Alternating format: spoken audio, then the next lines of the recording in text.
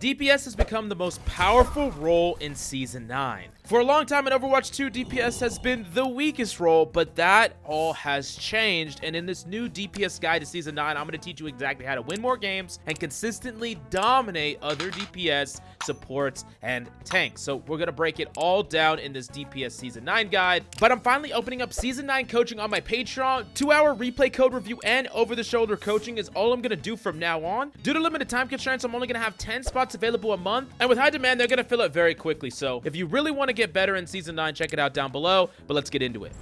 Now, before we talk about targeted tips, there's a couple of things that you're going to have to readjust when playing DPS. And the first thing that you got to understand is that damage dealers are the new most important characters on a given battlefield. Specifically because of the new DPS passive, putting the enemy on 80% across the board heals is super important. And if you're up against a team that they're at 80 and you're at 100, then you're just going to win the long game. So that means in slow attrition fights, if a DPS or two gets picked and they don't have a consistent way to constantly create that 80%, your team is going to be at a super huge disadvantage, and that means that you either need to back off completely or speed up the fight to close in that gap, one or the other, because the long game will be advantage towards the team that is triggering that passive the majority of the time. Now, there's a lot of implications of this passive overall, but one of the big ones is you can actually pressure out and even kill tanks in a way that you never could before. Previously, it was common knowledge that damage dealers should more or less ignore a lot of these tanks that have ways to keep themselves alive because you're never going to be able to kill these tanks, but that's just no longer the case anymore. By triggering the passive on these tanks and applying a lot of damage to them, especially with some amount of focused fire, these tanks will actually just explode and will not be able to be kept up with the power of healing alone. And you got to think about the value comparison, right? Normally, when like an Ana decides between dealing damage or healing, there's a value call that she makes where sometimes healing up a tank really quickly is worth the value, and sometimes dealing damage is worth more value when she doesn't need to heal. But when she's stuck in a situation where her tank is taking a lot of damage and she feels forced to heal them, but her heals aren't getting as much value as they used to because they're on 80%er, now you're locking her into a lose-lose scenario where it almost feels like she has a little pail trying to scoop out water of a boat that has a hole in it that you're creating and constantly making bigger and bigger, and she's scooping and scooping and scooping, but she just has this tiny little pail. And while this isn't a perfect analogy, it is important to understand that the power has shifted to where supports could just easily heal through and ignore a lot of this damage being dealt to their tanks. So they had more time in the mid fight to like heal their tank up, dip to doing something aggressive and going back to their tank. And I think now, if they don't make important plays early to deny you getting the positions you need to, then you're going to already kind of checkmate them. Put them in a position where you're whittling down their resources, you're winning them on the resource front, and they no longer can stop healing or step away and dip out to try to deal with you or make a play on you. Because if they do that, their team's going to fall apart too quickly, and that's where aggressive Kyriakos get punished, that's where aggressive Anas get punished, and it's super, super important that this all shifts the balance of power into the DPS's hands in a major way. So the TLDR, now you can focus tanks, and it's really good if you can focus tanks if you force enemies in a situation where they feel like they need to heal them or else they're going to die. This is a good exchange for you. And this goes double if that tank doesn't have a way to mitigate your fire or stop the passive from being active. So if they don't have a shield or a DM or something along those lines, and you can keep force triggering that passive, force that support to constantly heal them, or else the tank will die. This is great for you, and so it gives more power to the poke aspect of DPS. And then we combine that with higher health totals and the fact that a lot of these supports have ways to heal themselves when you're fighting them. By fighting them with more HP, that makes it harder for them to burst through your health, and by constantly triggering the passive against them so that their own self-healing doesn't heal them nearly as much, DPS win more 1v1s against supports where they just didn't do that nearly as much as before. So these are the mindset shifts you need to have while approaching the DPS role, but there's a couple of things that you need to make sure that you're doing on DPS if you want to succeed. And the first one is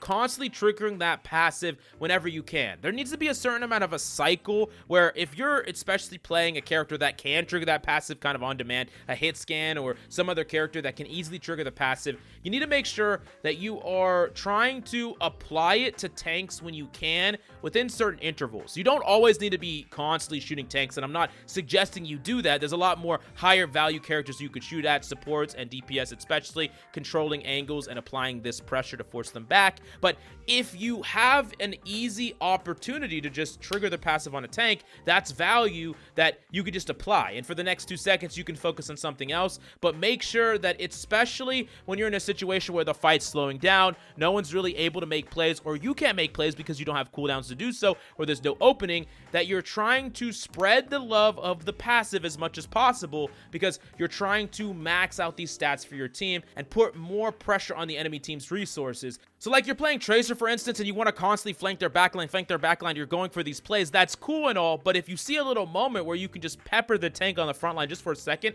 just so that you can trigger that passive, so that the rest of your team can easily put more pressure on that tank and their supports need to put more resources into that tank, that is going to be something that's really important, because it frees up space for you because you did that. And that's just something that you need to kind of think about and do as much as you can. It's weird, but peppering a tank, just applying that passive, in a world where there's no minimum amount of damage that you need to do in order to trigger that passive, there's no necessary huge incentive for you not to just tap tanks, regardless of what you are, just a little bit and then move on. Another thing that's super important for DPS players now more than ever is to stay alive. And I know that that just seems obvious. You're like, Mills, you're just the best coach ever. Just stay alive. I wish I would have known that. But all joking aside, staying alive as a DPS is just one of the things that's just going to win you way more games than dying. More now than ever, because of a lot of the reasons that we just talked about, where having that 2 DPS that can constantly trigger those passives is super, super important. And if you don't have one,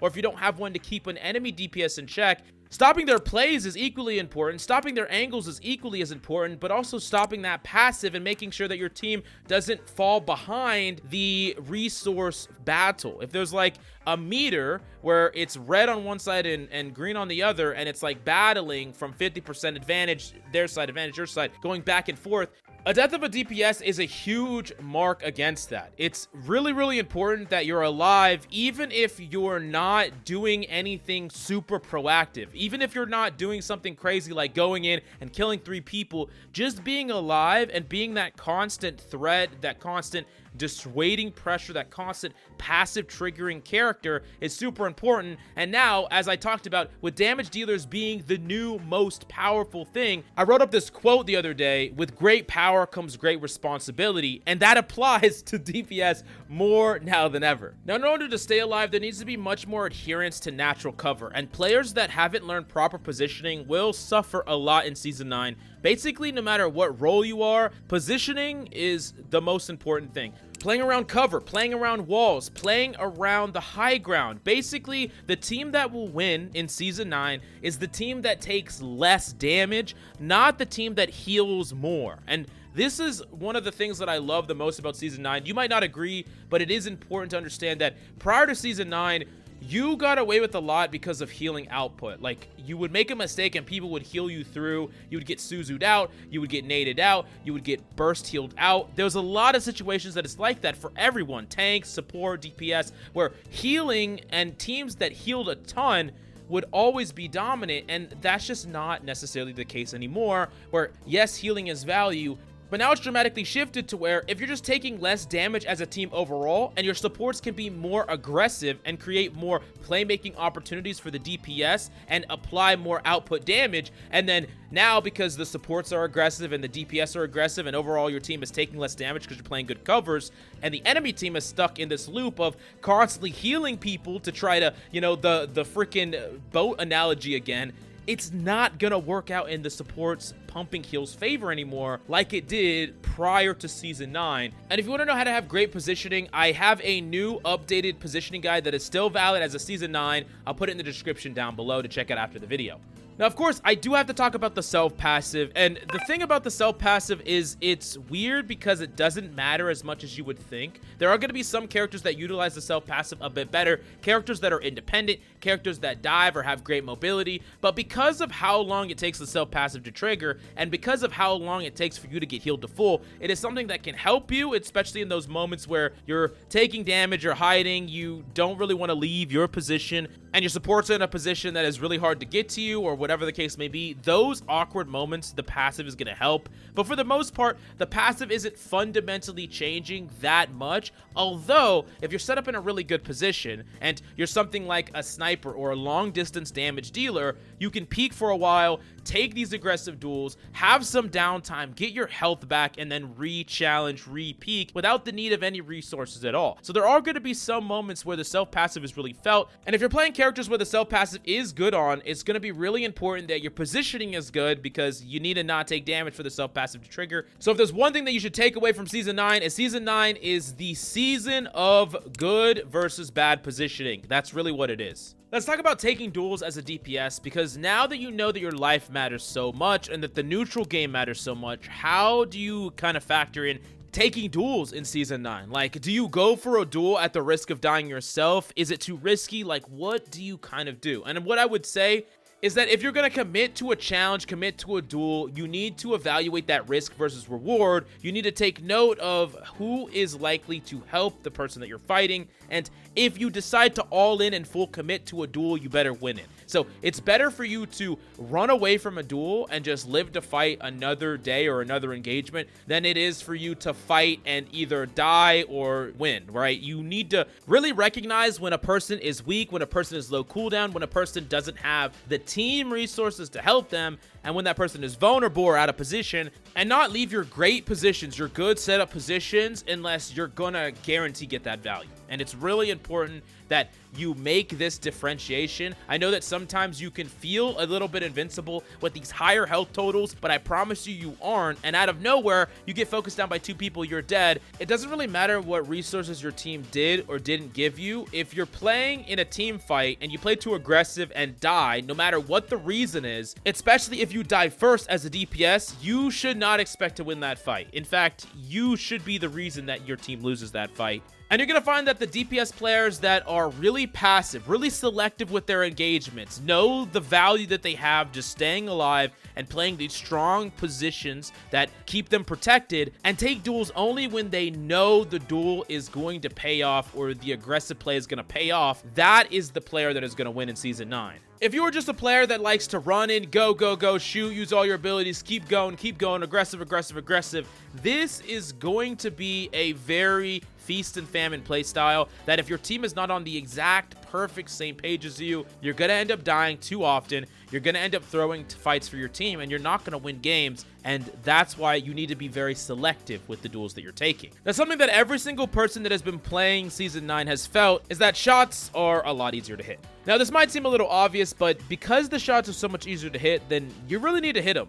You need to hit a lot of them. And this is important to where now that you feel like your accuracy is a lot better than it was before, a lot of people might neglect their mechanics, but I promise you that shot consistency and shot ceilings, having a very high, consistent, reliable crit amount, making sure that you're not missing any of your skill shots. I understand that they're easier, but there's levels to this. There's always better, and there's always more you can do and better you can get. So just because you're hitting more shots, don't see that as like, oh, I'm good enough mechanically now, I don't need to practice it anymore. No, it's easier now, so hit more of them, hit all of them. And I actually do have a mechanical guide on my Patreon that I just put up. You can definitely go check it out if you're interested. But there's also a little bit of an older aim guide on this channel that is still valid, so if you want to check that out instead of the updated guide, you could check that out for free on the YouTube.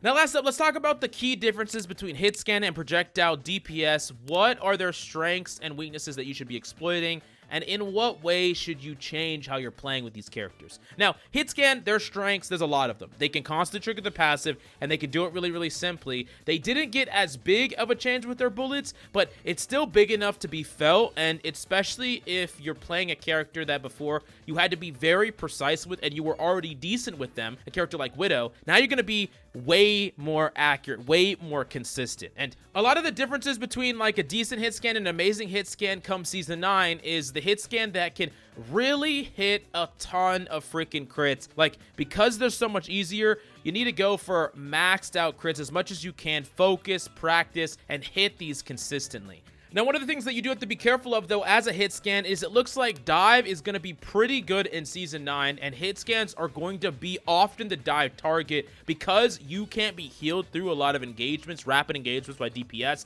and you want to get that passive off the battlefield as quickly as possible, and damage dealers are typically the most out of position out of every character, especially if you're playing like a soldier or an Ashe. You naturally have to take these off angles. That means that a dive is going to target you first and foremost, and that means you got to be extra careful to kind of like read the flow of the fight. When you see that Tracer lurking to the left, when you see that Winston walk towards the corner, you know that the dive is coming. It's better to move early than get caught and have to use your utility to try to move. They're going to catch you, you're not going to get away, and you're going to die first. So definitely keep those things in mind as a hit scan player.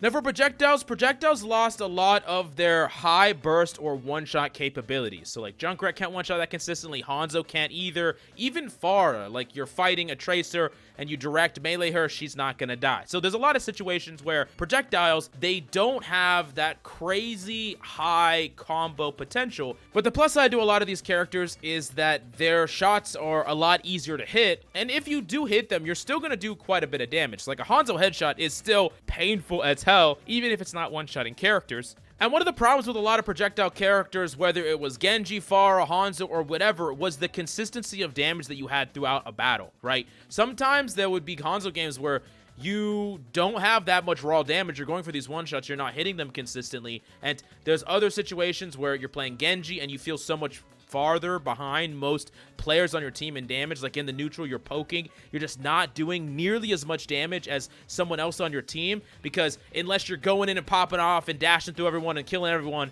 you're not really getting a lot of damage in any meaningful way. But now, because of the projectile buffs, these characters do more in the neutral. They hit more shots on average in the neutral. It might not be as high in value potential, but they are not having these really, really low damage games. They are having a very consistent amount of value overall, respective to other characters in the DPS role.